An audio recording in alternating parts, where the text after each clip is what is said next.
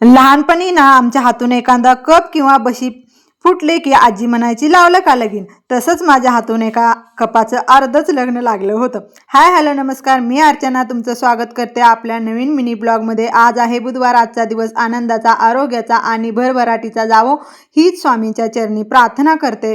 तर ऑफिसमधून आलेले आहे. मला खूप थकवा जाणवत होता. ऑफिसमध्ये काम असो किंवा नसो, थकवा हा जाणवतोच.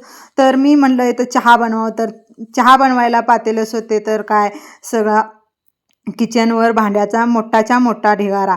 तर 5ला उठो किंवा 6ला उठो, काम काय पटपट उरकतच नाही. तिघांचा चौघांचा डब्बा हे बनवण्यात माझा खूप वेळ जातो. त्यामुळे मी रात्रीच नियोजन करून झोपलेले असते. आज लवकर उठेन आणि सगळं आवरेन, पण ते काय होत नाही.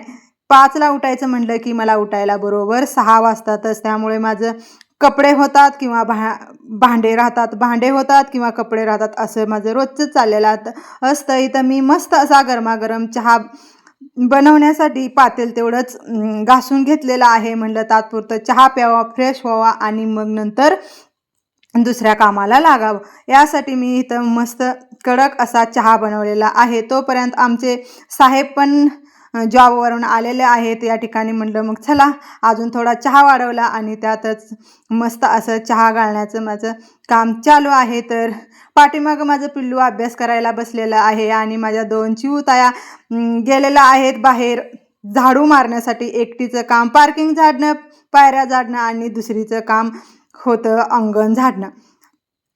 तर ही सवय मुलींना लागली पाहिजे. यासाठी थोडी का होईना आपण लहानपणीच कामाची सवय लावायला पाहिजे.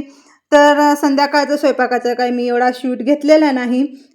त्यामुळे मी इथं थोडीशी शेंगदाणे बघितलं तर शेंगदाणे सगळे संपले होते. त्यामुळे मी इथं शेंगदाणे फोडण्याचं काम करत होते. त्यानंतर लहानपणीची आठवण आली. खूप छान वाटलं बॉबी खाताना. Bye bye.